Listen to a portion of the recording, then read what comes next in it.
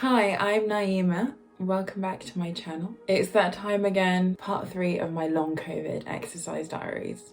2 months ago, I started exercising for the very first time since getting severe long COVID symptoms in October 2020. It's slow, it's low impact, and it's nowhere near where I was before my infection, but we're getting there. In this video, I'm going to be talking about how this month went overall. I'm going to be sharing a few of the exercises that I did, and then I'm also going to be sharing some data, so hold tight for that. Bit of context, my main symptoms for long COVID are chronic chest pain and respiratory issues. So this means I have to pace a lot. For a long time, I was bedbound, and if I overdo it, I can still be semi-bedbound even 18 months in. So this makes it really tricky to navigate. I've had a lot of false starts when it comes to exercising again. Sometimes it feels like I have a sand timer of energy, and the more I do, the less sand is left in the timer, if that makes any sense. If you have long COVID and you're curious about whether you should be exercising again or whether you need to be resting, then please speak to a doctor. I'm not a doctor, and I've consulted with a lot of doctors to get to where I am now.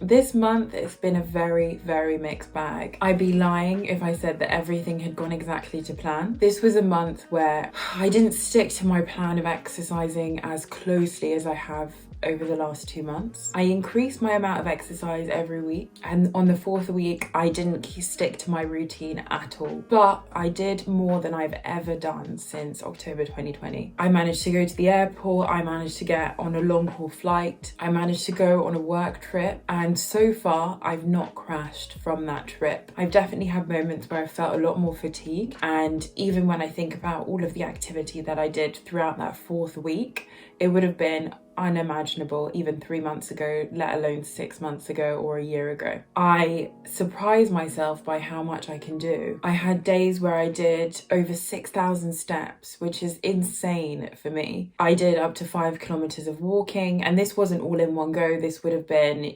walking to a place, getting on transport, walking to my Uber, things like that. So it wasn't consecutive walking. We're not there yet, but we're getting there.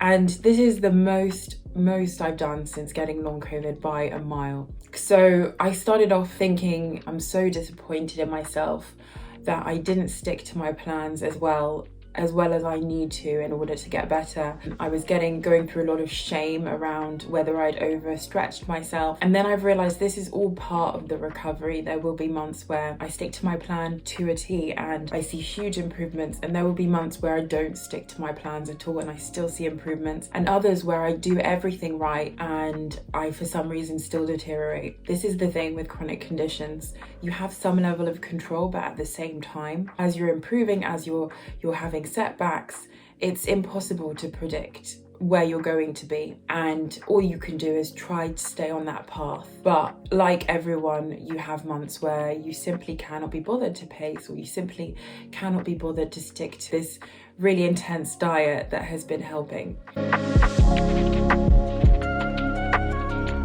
This is the first month where I managed to increase my exercises by 30 seconds every week without my heart rate getting too high. So this month I got up to 4 minutes. All of my exercises were lying down, and I stuck with the same exercises every day of the week. These are low intensity lying down exercises that are very low impact. So here are a few examples: knee openings, leg lifts. These are my favorite because it still feels like you're feeling the burn and you can feel it working, but at the same time it's still low impact. I do thigh squeezes as well. I do leg slides. I do prone leg lifts, so same as a classic leg lift except you're turned around. And I'll share a link in the bar below as well so you can see where I'm taking these exercises from. This was probably the smoothest acceleration in terms of the number of exercises that I was doing, so I'm really pleased with the progress.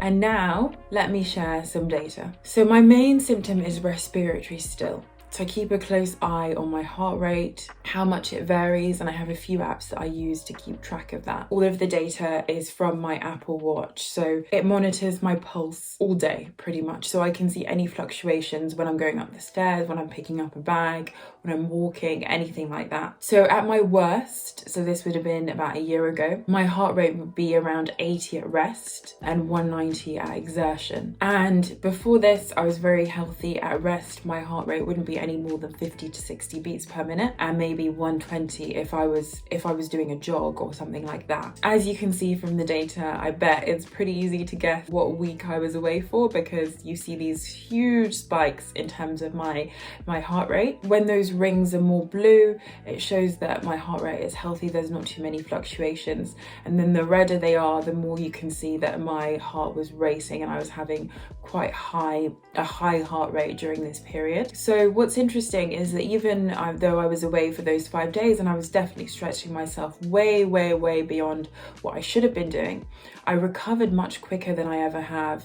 I had planned to be potentially semi-bed bound for a week or two after this, and that just hasn't happened. So it seems like even though I'm still getting these intense fluctuations of my heart rate when I'm overexerting myself, I'm recovering a lot quicker than I ever have. I had 9 days this month where my heart rate was above 120. When you look at how active I was and you compare it to last month, I had about 7 days where my heart rate was over 120 beats per minute. And so it shows that even though I was overstretching and I was going beyond what I should have been doing, my body's recovering a lot quicker and I seem to be able to increase the activity. So the hope is that as I continue to increase the activity I'm doing, slowly what I'm hoping to see is that my heart rate will stop going to 120 as I'm exercising more. Overall, I'm starting to get really noticeable improvements. I can't credit all of this to my exercise regime because there are a few other things that I'm trying,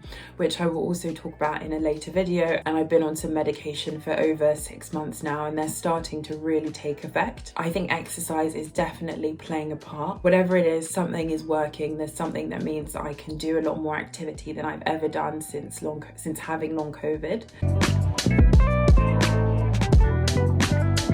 I'm really pleased so far in the 2 months since I've started this exercise regimen with the progress I'm seeing. Next week, I'm going to be starting with some seated exercises.